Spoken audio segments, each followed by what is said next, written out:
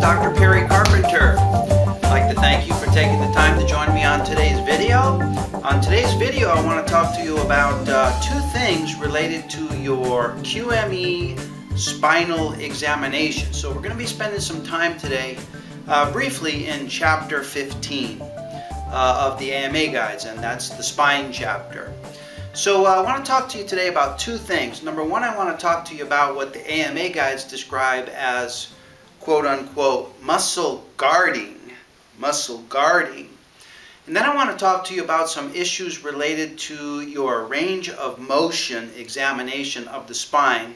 And for purposes of illustration on these videos, we're going to limit our discussion to ranges of motion and issues related to the lumbar spine. And the same principles will apply also to the cervical spine. But I want to focus today, just to narrow and simplify our discussion, I want to focus on the lumbar spine.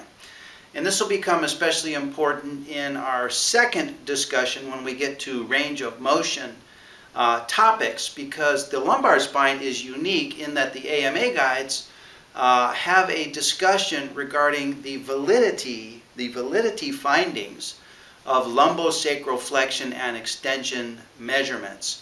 So for illustrative and practical purposes, we'll limit our discussions today to issues related to the lumbar spine, but you need to know that in general and overall, some of these topics and concepts that I want to share with you today would also apply to the thoracic spine and also to the cervical spine.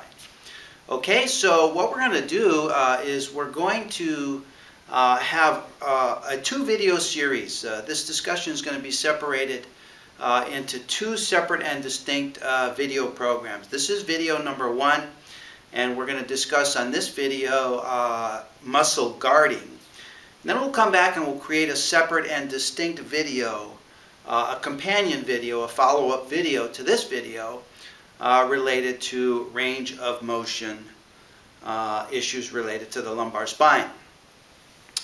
And for the purposes of this video, I want to talk to you about muscle guarding, and I want to talk to you about your physical examination in general and muscle guarding specifically.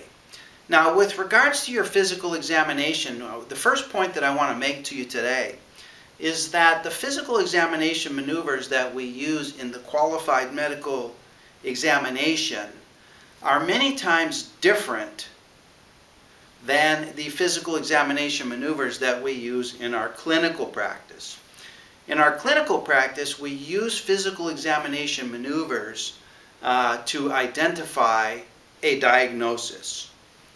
And it's important to identify a diagnosis in our clinical practice because the diagnosis then drives the treatment protocol.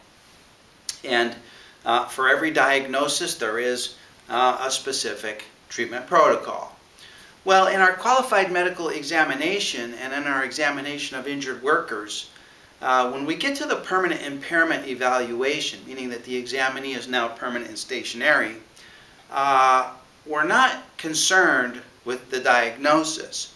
We're concerned with performing our physical examination maneuvers for the purpose of identifying either the presence or the absence of permanent impairments. And each region of the spine has its associated permanent impairments. And I've talked about this on other videos, that as evaluators, it's important for us to know what are the impairments. What are the impairments? And then to examine specifically for the presence or the absence of the impairments? Well, with regards to the spine, the AMA guides are very clear as to what qualifies for an impairment of the spine. And it's interesting because many of the impairments that are described that are in the AMA guides are completely different from the conditions for which we render treatment in our clinical practice. And I'll elaborate a little bit more on this as we define muscle guarding right out of the AMA guides in just a couple minutes. Now, muscle guarding is an interesting concept because muscle guarding is one of those soft objective findings. In other words, there's no instrument that we use to assess for muscle guarding. There's no measurement. There's no circumference. There's no reading that we take off of a calibrated tool or piece of equipment or instrument. It's sort of a physical examination finding that's a soft objective finding. And so an interesting question becomes, how do you identify muscle guarding? And we'll talk about some ways that you can identify muscle guarding and some of the different ways that muscle guarding manifests itself in your physical examination. And I want to help you fortify your physical examination procedures, and I want to help you fortify and strengthen your reporting of your findings on physical examination. So these are some of the topics that we will discuss in today's video.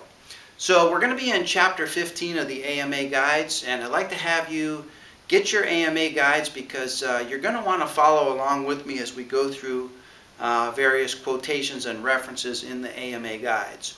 So I'll give you a minute now to grab your AMA Guides. I'll come back with you in just a minute after I get my AMA Guides, and we'll tackle today's discussion regarding muscle guarding.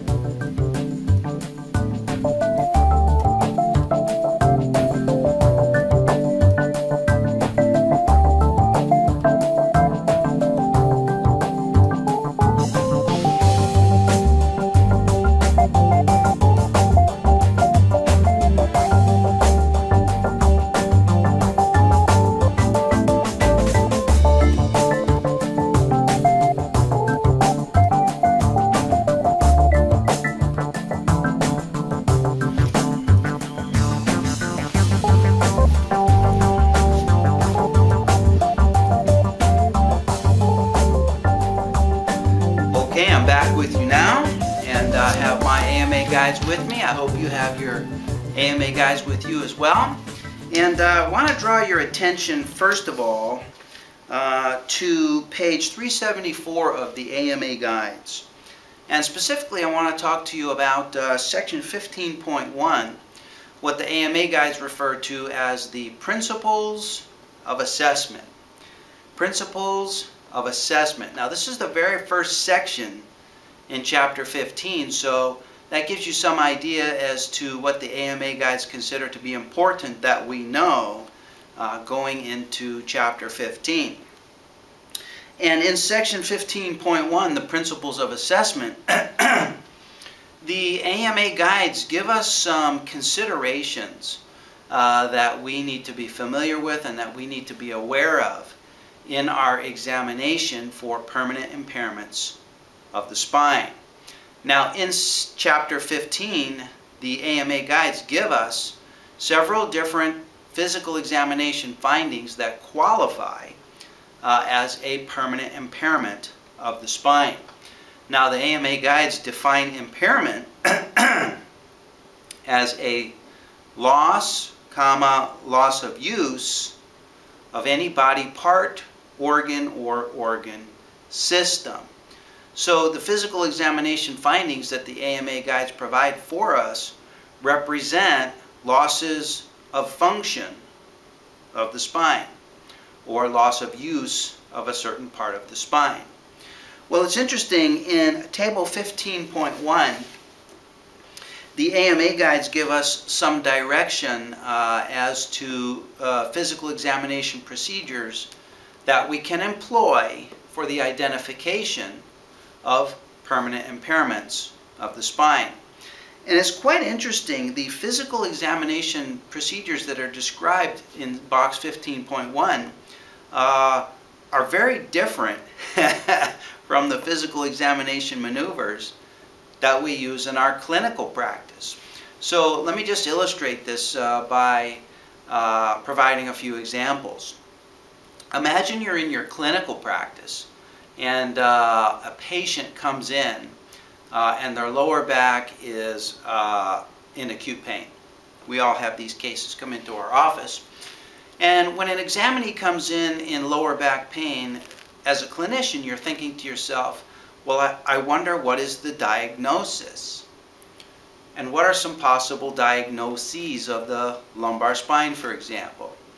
Well, we could have a lumbar sprain strain injury. We could have a lumbar facet sprain injury. We could have a sacroiliac sprain injury. We could have a muscle strain injury. We could have a facet dislocation injury. And these are just some examples. Well, it's interesting, nowhere in the AMA guides are any of these conditions listed. For example, Table 15.1 does not describe physical examination maneuvers for the identification of lumbar sprain strain. Table 15.1 does not give us any physical examination maneuvers that we use to assess for lumbar facet sprain. There's no indication of Table 15.1 how we would examine for a facet dislocation or a sacroiliac sprain strain or a lumbar strain injury or any of these conditions that we encounter in our clinical practice. None of them are listed here. So let's explore this even a little bit farther. One of the common diagnoses that we encounter in our clinical practice, for example, is a lumbar facet injury or a lumbar facet syndrome. Well, typically we think of lumbar facet syndrome as being agitated and aggravated and exacerbated by maneuvers that cause imbrication of the lumbar spine facet, such as lumbar extension, lumbar lateral flexion, lumbar rotation with extension. And we have a variety of maneuvers that we use to assess for this to attempt to provoke the pain of injured lumbar facets. So one of the examination maneuvers that we employ is the so-called Kemp's maneuver. And when we have a positive finding on Kemp's maneuver, that suggests to us the diagnosis or the possibility of a lumbar facet syndrome. Well, it's interesting. Nowhere in box 15.1 does it say Kemp's maneuver. The AMA guides don't consider Kemp's maneuver to be important in the identification of permanent impairments because a lumbar facet syndrome is not one of the permanent impairments of the spine. Quite interesting. This is a subtle mental shift between the physical examination that we employ in our clinical practice and the physical examination that we employ in our QME practice. Okay, so important point to remember is that in our QME practice, we are not doing our physical examination for the identification of a diagnosis. We perform physical examination maneuvers for the identification of the presence or absence of permanent impairments. One of the permanent impairments is described by the AMA guides as muscle guarding. So we'll talk a little bit about muscle guarding. Okay, so that's the first key point, that our physical examination maneuvers are going to be different, and I'll illustrate that with regards to muscle guarding. The next thing I want to do is I want to draw your attention to the DRE categories of assessing for permanent impairment of the spine. And for this discussion, we're focused on the lumbar spine. Now, with regards to muscle guarding, if muscle guarding is present at the permanent and stationary date, in other words, at a point in time when the examinee is at maximum medical improvement, if there is persisting muscle guarding, that persisting muscle guarding represents a loss of function of the lumbar spine. It's an abnormal finding that represents loss of use, loss of function of the spine. Well, if we have persisting muscle guarding at the permanent and stationary date, that qualifies for permanent impairment. And it qualifies for permanent impairment under the DRE category number 2. So, because many doctors employ the DRE category number 2 in their permanent impairment ratings, it's important that we clarify some of these physical examination findings that constitute the DRE category 2, specifically muscle guarding. So let me read the definition to you of the DRE lumbar category 2. And this is on page 384 of the AMA guides. It says that a person who qualifies for a DRE category 2 is a person who has a clinical history and examination findings that are compatible with a specific injury. In other words, historically speaking, this person had a bona fide specific injury. And at the final permanent impairment examination, they have findings that are consistent with an injury. They have positive physical exam findings. Findings may include significant muscle guarding or muscle spasm observed at the time of the examination, meaning right now at the permanent impairment examination, meaning it persists at the point in time when the examinee is at maximum medical improvement. So, significant muscle guarding or muscle spasm, asymmetric loss of range of motion, or non-verifiable radicular complaints. Now, we won't talk about non-verifiable radiculopathy in this video, but I do want us to focus on the first 3 findings of significant muscle guarding, muscle spasm, and asymmetric loss of range of motion. Okay? So I want you to imagine this. I want you to imagine that you have an examinee and you go through your examination protocol, and in your wisdom and in your clinical judgment, you provide for a DRE category 2 permanent impairment 5 to 8% whole person. Okay? Well, imagine that some point later your conclusion is challenged, either by way of supplemental report or by way of deposition. And let's just talk about deposition here as an example. So imagine that you're in deposition, and the defense attorney challenges your conclusion on permanent impairment, which is a very common occurrence, correct? I mean, the permanent impairment rating is the subject of much challenge, correct? So the defense attorney asks you some questions regarding your permanent impairment rating. And questioning may go similar to the following, and this is just an example. But the defense attorney may say something like, so doctor, I noted that you provided for 5% whole person impairment under the DRE category number 2. Is that correct? And you as the doctor would say, well, yeah, you read my report, that's correct, that's what I did.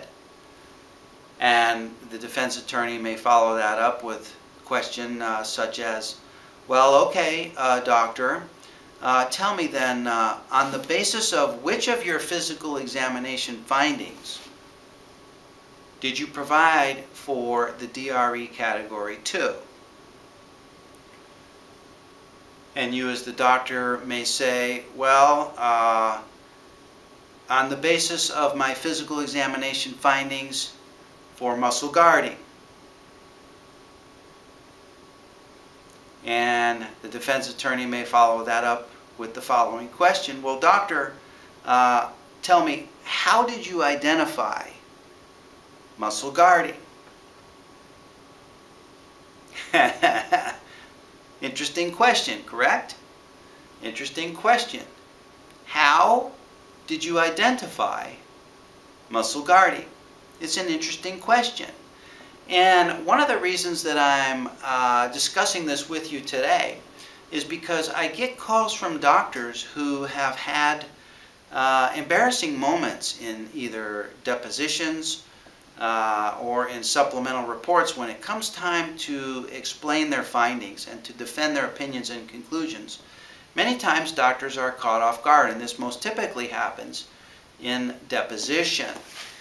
And one of the challenges that we face as doctors is that we become so focused on the minutiae and so focused on the details that sometimes we forget to see the forest through the trees. We're so focused on the trees that we sometimes neglect the big picture. And sometimes the big picture becomes imposed upon us at what seems to be inconvenient and inopportune times, and sometimes when we least expect it, such as at deposition. Now, this is a very reasonable question. I'm sure you would agree. Well, doctor, how did you identify muscle guarding? It's a reasonable question.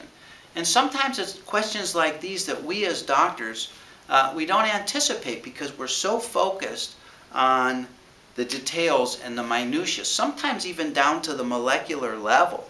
I mean, we're all scientists at heart, and I know, just speaking for myself, I'm not happy unless I understand anatomic and physiologic concepts down to the molecular level, from the molecular level on up to the macro level. This is just the way I have to understand these things, and you may be the same thing as well, and that's all well and good. But sometimes we lose sight of the big picture, and sometimes the big picture has to be forced upon us at awkward times. And sometimes it's a deposition when the parties ask these common sense and reasonable questions. This is a reasonable question. Doctor, how did you identify muscle guarding? And when I ask doctors this question, well, how did you identify muscle guarding? Many doctors will tell me that they identified muscle guarding by palpation. And my next question to them is, well, how did you identify muscle guarding on palpation? How? Tell me how. How do you identify muscle guarding with palpation? And let me just tell you that if you're going to provide for permanent impairment due to muscle guarding, you better have a better explanation for your findings for muscle guarding than simply, I identified it by palpation. And that's the purpose of today's video, is to fully explore the physical examination findings associated with muscle guarding. Okay? So, let's talk about muscle guarding. The AMA guides give us a definition for muscle guarding in box 15.1 on page 382. So, reading directly from the guides, let's see what the guides say about muscle guarding and how that can direct us in our physical examination procedures. And as I stated in the introduction to this video, the physical examination procedures that we use in the permanent impairment evaluation are different from the procedures we use in our clinical practice. So in our permanent impairment examination, we need to have a specific set of procedures that we employ for the identification of muscle guarding. It is one of the permanent impairments. We need to have a specific examination protocol to identify when muscle guarding, number one, is present, and number two, when muscle guarding is absent. Okay? So muscle guarding, the AMA guides say that muscle guarding is a contraction of muscle to minimize motion or agitation of injured or diseased tissue. Let me say that again. It's a contraction of muscle, the purpose of which is to minimize motion or minimize agitation of injured or diseased tissue. What's the injured or diseased tissue? It's somewhere in the spine. It could be any component of the spine. It could be the disc, could be the facets, could be the intrinsic ligaments, could be the short muscles, could be the bone itself, could be a contusion to the bone. So any part of the spine can be either injured or diseased, in which case could be subject to muscle guarding. Muscle guarding is not true muscle spasm because the contraction can be relaxed. The contraction can be voluntarily relaxed. In the lumbar spine, the contraction frequently results in loss of the normal lumbar lordosis, and it may be associated with reproducible loss of spinal motion. Okay, so here the AMA guides give us at least three findings that represent muscle guarding. In other words, muscle guarding is an indirect finding versus a direct finding. We don't directly identify muscle guarding. Muscle guarding manifests itself through other findings such as minimization of motion, such as loss of the normal lumbar lordosis, such as reproducible loss of spinal motion. Now it's interesting because the guides tell us that the contraction of muscle can be relaxed. Why would it be able to be relaxed? And when, under what circumstances would these muscles relax? Well, the muscles would be expected to relax when there's no need to prevent agitation, when there's no need to minimize motion of the injured or diseased tissue. Under those circumstances, there's no need for muscle guarding, and the muscle can just simply relax if there's no agitation. So under what circumstances would you expect a lumbar spine case to demonstrate relaxation of this voluntary contraction?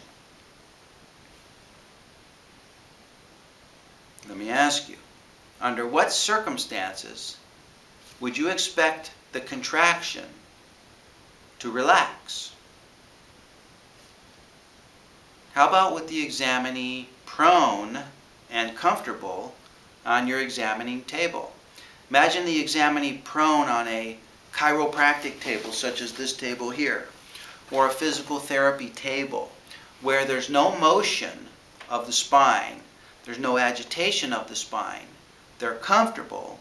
We would expect under those circumstances that the muscle would relax, in which case there would be no palpation findings of muscle guarding.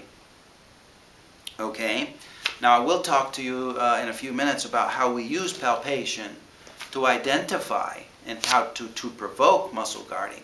But in simply the prone examining position, you would not be expected to be able to identify muscle guarding simply through palpation.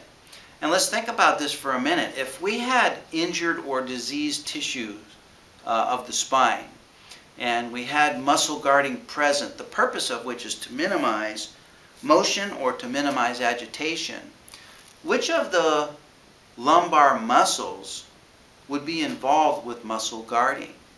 Would you expect the erector spiny muscles,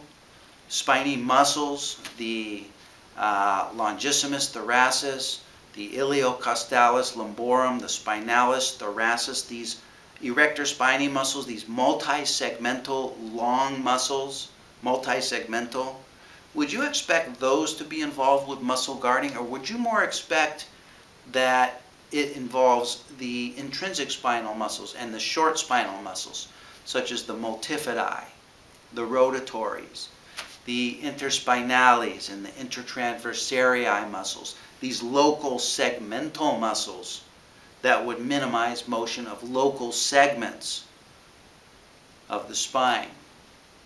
These are muscles that cannot be superficially palpated. So there may be no right or wrong answer, and this may simply be a rhetoric question, but it's my opinion that palpation can assist in the identification of muscle guarding, but not in the conventional sense.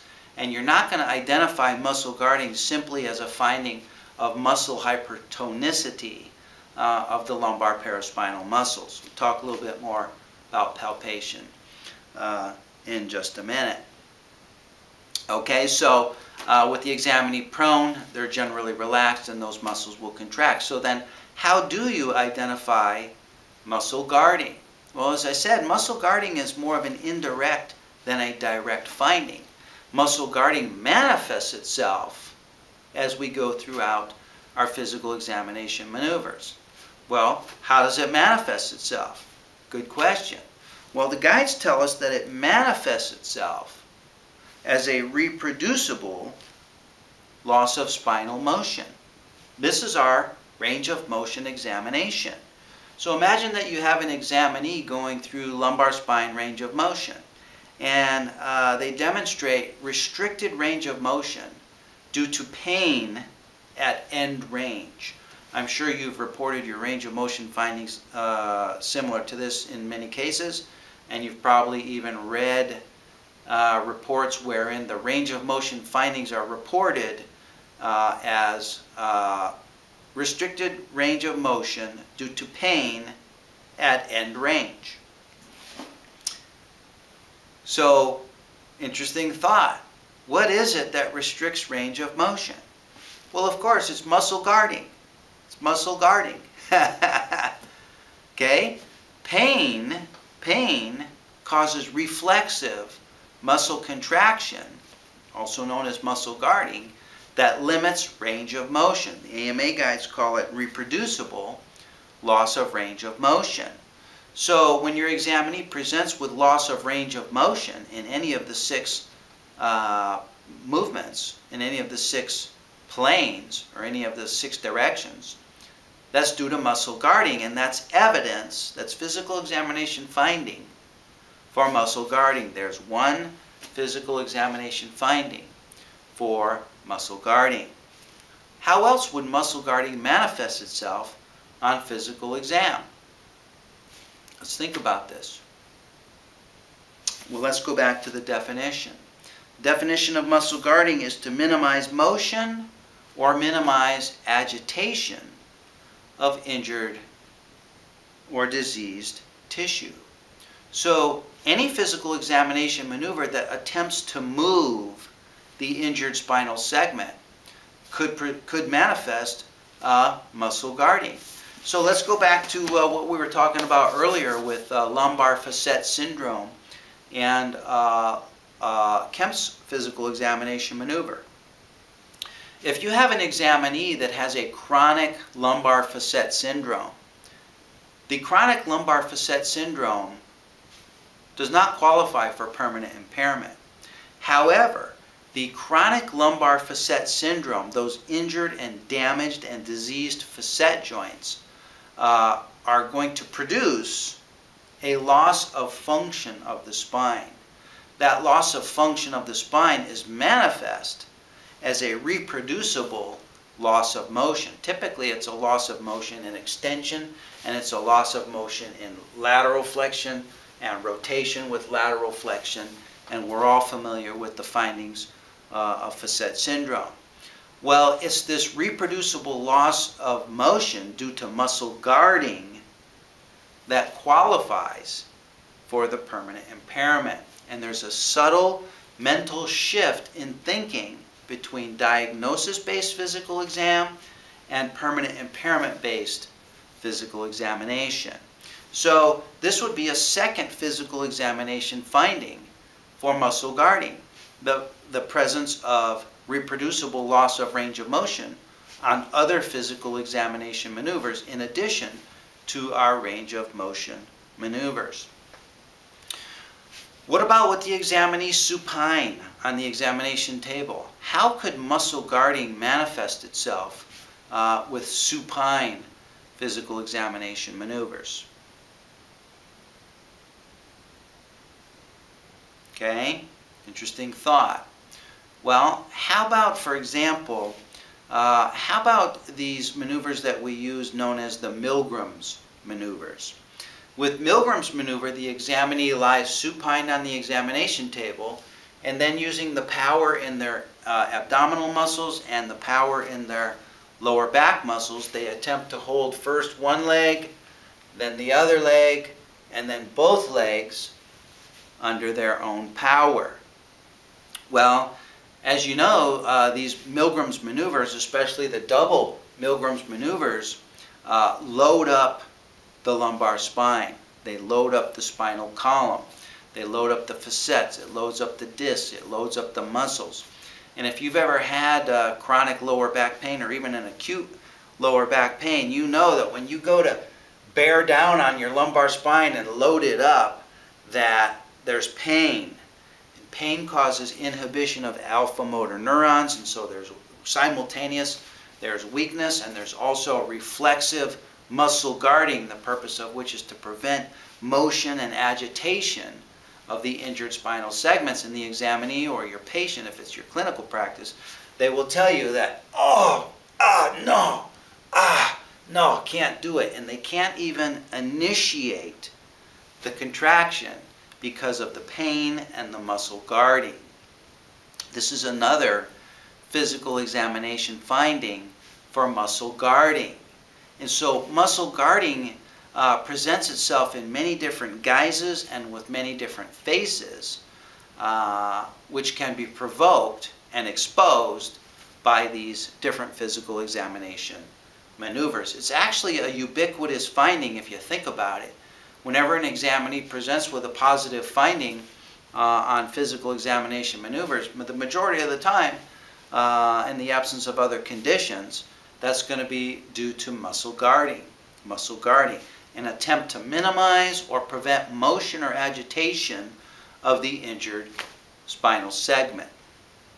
So there's a couple of ideas for you. We talked about range of motion testing. We talked about orthopedic testing through like Kemp's maneuvers and other maneuvers in the standing position.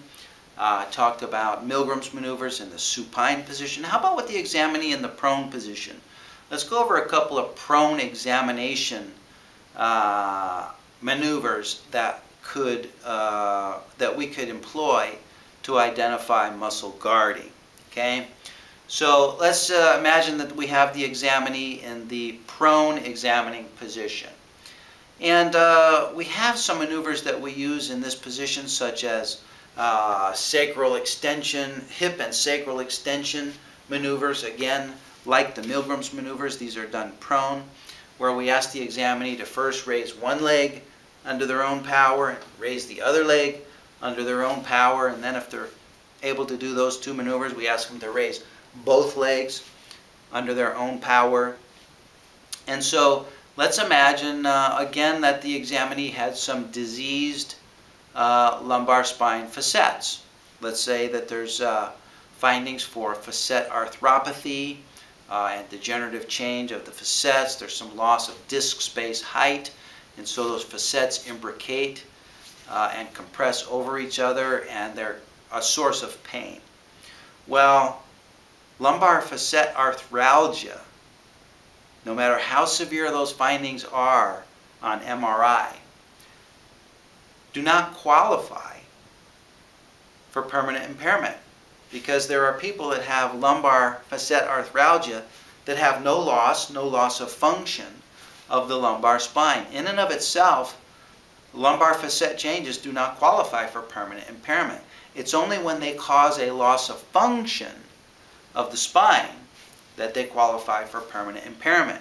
Now, in our clinical practice, when we see someone with symptomatic lumbar facet syndrome or lumbar facet arthralgia, that guides us in our treatment protocol. We use that diagnosis to drive the treatment program. Well, in the permanent impairment evaluation, we're not rendering treatment.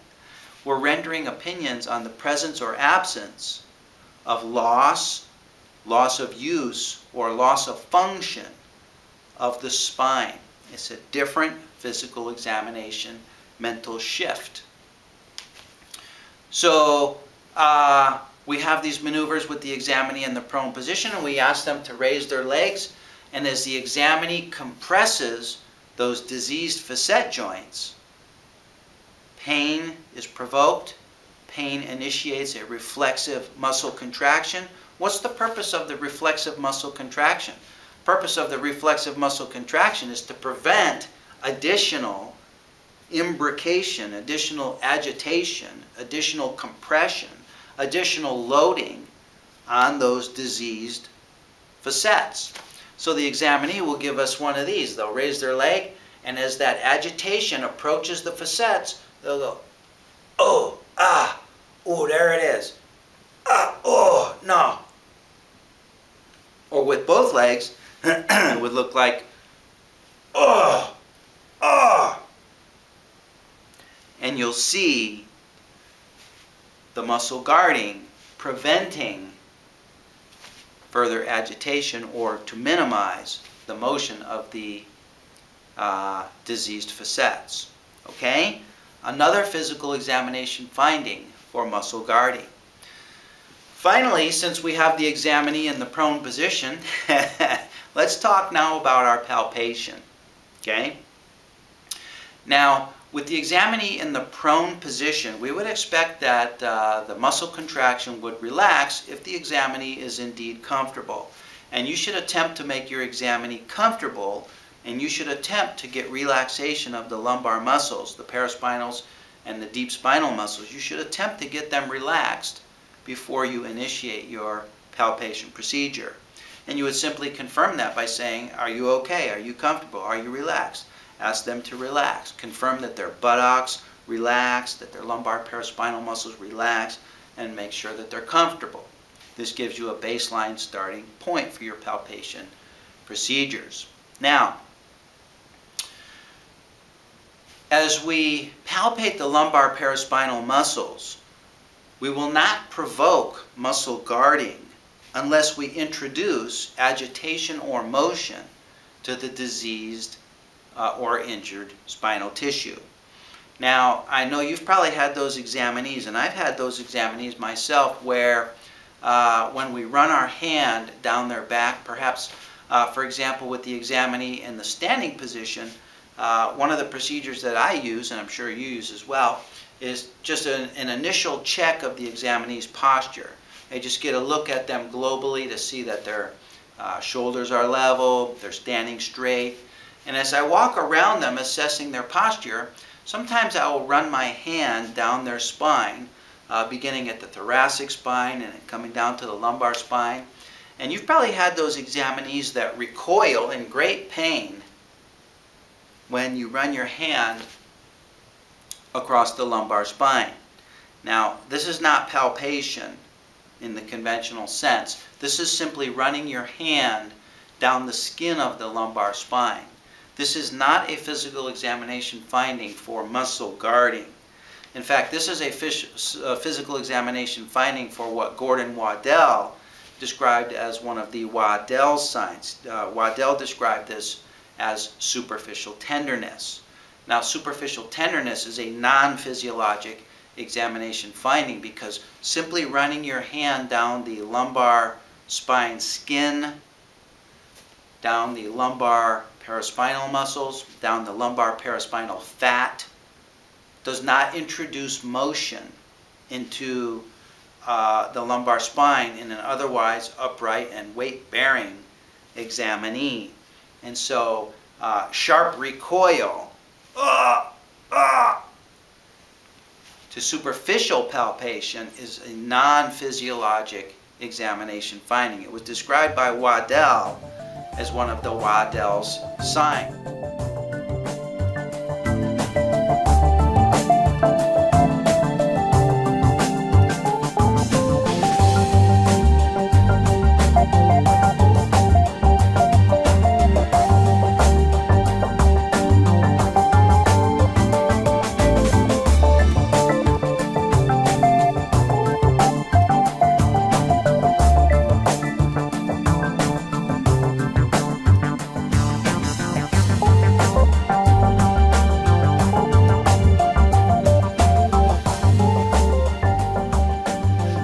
saying to you is that we should not simply rely on our palpation exam solely as the sole examination maneuver that we employ for the identification of muscle guarding.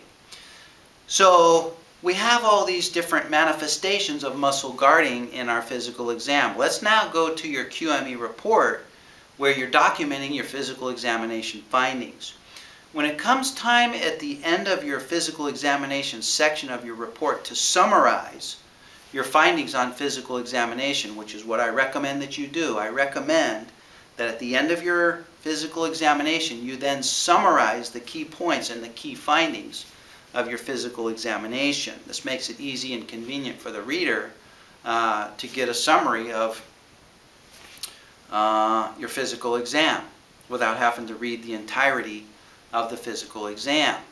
So in the summary section of your QME report, you may simply report your findings with language similar to the following. And this is as relates to muscle guarding only. So you might say, and the heading would say, impressions of physical examination, or summary of physical examination findings, something like that. And then you would have a bullet point underneath that, and you might simply say, for example, the following. You might say that the lumbar spine examination was significant for new line, increase in dent with new bullet point, muscle guarding, dash. Muscle guarding was evident as, new line, number 1.